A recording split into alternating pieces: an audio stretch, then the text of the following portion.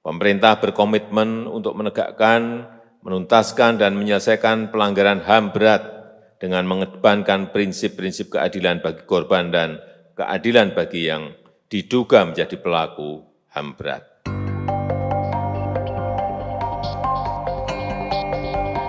Sahabat Kompas.com, apakah ada yang ingat dengan cuplikan pidato Presiden Joko Widodo barusan?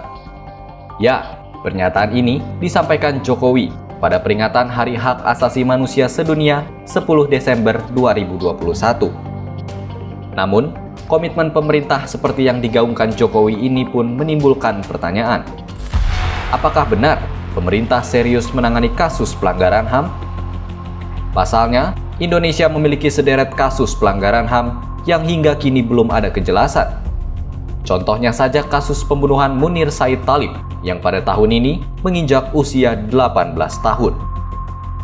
Kasus yang menggemparkan publik itu terjadi ketika Munir hendak menuju Amsterdam, Belanda dari Jakarta.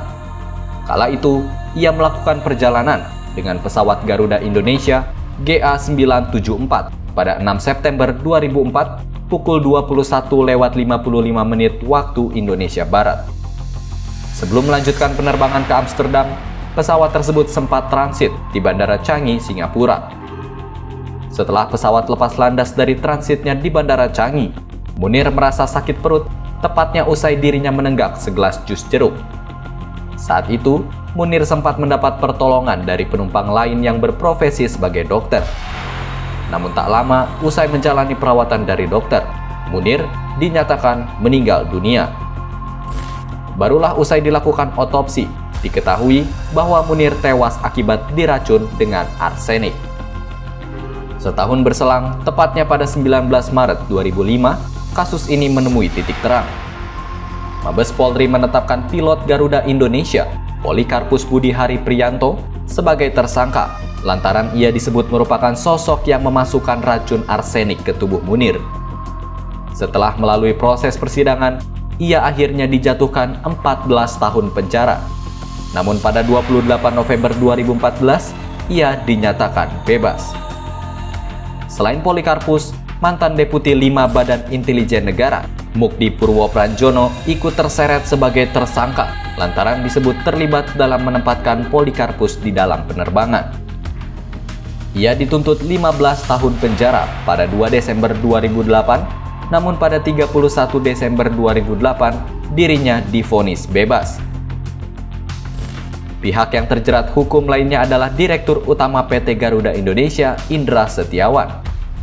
Serupa dengan Mukdi, Indra juga disebut turut berperan menempatkan Polikarpus di penerbangan. Namun, setelah serangkaian persidangan, ia hanya divonis 1 tahun penjara. Saat ini, kasus pembunuhan Munir masih menyisakan tanda tanya. Pasalnya, hingga kini Komnas HAM tak kunjung menetapkan kasus ini sebagai pelanggaran HAM berat. Di sisi lain, kasus ini juga memasuki kedaluarsa.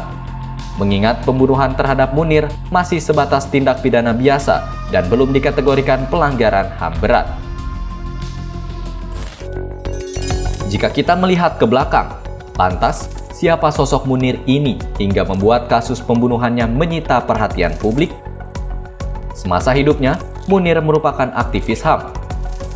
Munir sudah aktif terlibat dalam berbagai organisasi sejak masih menjadi mahasiswa. Selepas kuliah, Munir mulai terlibat dalam menyuarakan nasib kaum buruh, mahasiswa, dan pemuda, serta kelompok masyarakat lain yang mengalami penindasan. Seperti kasus penghilangan paksa 24 aktivis politik dan mahasiswa di Jakarta pada 1997 dan 1998. Menjadi penasihat hukum korban tragedi Tanjung Priok 1984 hingga pembunuhan aktivis buruh Marsina pada 1994. Tahun 1998, ia akhirnya mendirikan Kontras sebagai bentuk keseriusannya menangani kasus-kasus HAM. Tak hanya itu, berkat jasanya membela berbagai kasus pelanggaran HAM, Munir juga sempat mendapat penghargaan The Rights Livelihood Award di Stockholm, Swedia di bidang kemajuan HAM dan kontrol sipil terhadap militer pada tahun 2000.